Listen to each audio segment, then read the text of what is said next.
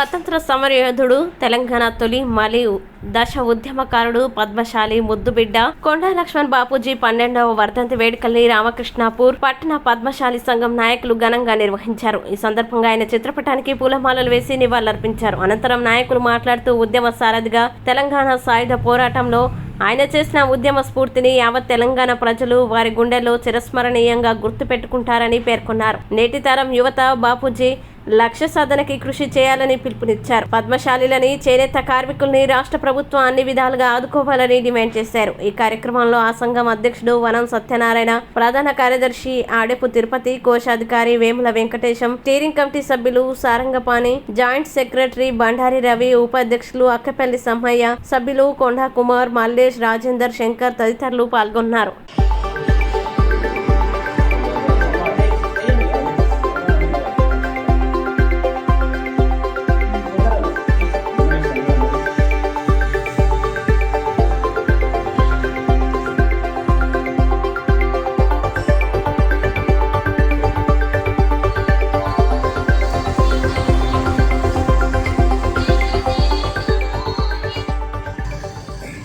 ఈరోజు గౌరవనీయులు కీర్తిశేషులు ఆచార్య కొండా లక్ష్మణ్ బాపూజీ గారి వర్ధంతి రాష్ట్రమంతటా ఘనంగా చేసుకోవడం అనేది జరుగుతూ ఉంది.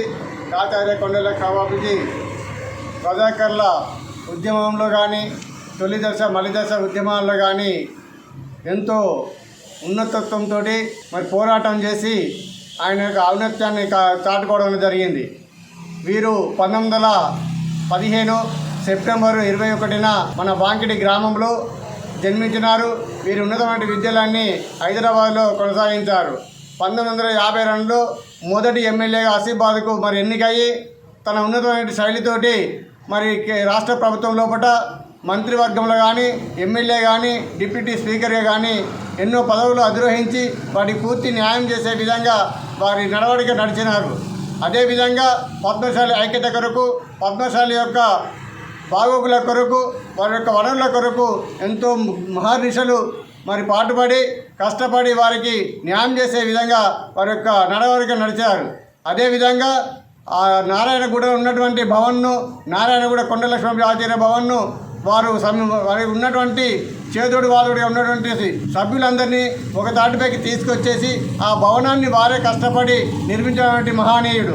అటువంటి మహానీయుడిని ఈరోజు సర్వించుకోవడం అనేది ఎంతో సముచితమైనదిగా భావిస్తూ ఈరోజు రామకృష్ణాపూర్ పద్మశాలి సంఘం ఆధ్వర్యంలో ఘనంగా మరి వారి వర్ధంతి వేడుకను జరుపుకోవడం అనేది జరుగుతుంది. ఈ సందర్భంగా పద్మశాలంతా తెలంగాణ ప్రాంత పద్మశాలి సంఘానికి అనుబంధంగా పనిచేస్తూ వారి ఆ భవన్లో ఉన్నటువంటి మన అఖిల భారత పద్మశాలి సంఘంతో కలిసిపోవాలని చెప్పేసి ఈ సందర్భంగా మనం చేస్తూ ఉన్నాము.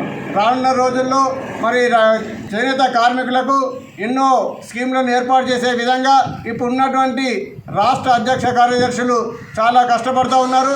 రాష్ట్ర ప్రభుత్వం కూడా గత బకాయిలను కూడా 290 కోట్లను విడుదల చేయించారు. అదేవిధంగా 90 కోట్లు మొన్న విడుదల చేశారు. 6 కోట్లు ఇన్సూరెన్స్ కొరకు, జీవిత బీమా కొరకు కూడా విడుదల చేశారు. అందుకు మేము వారికి కృతజ్ఞతలు తెలియజేస్తా ఉన్నాం. ఈ సందర్భంగా రానున్న రోజుల్లో కూడా చేనేత కార్మికులకు న్యాయం జరిగే విధంగా చూడాలని ఈ సందర్భంగా వారిని కోరుతూ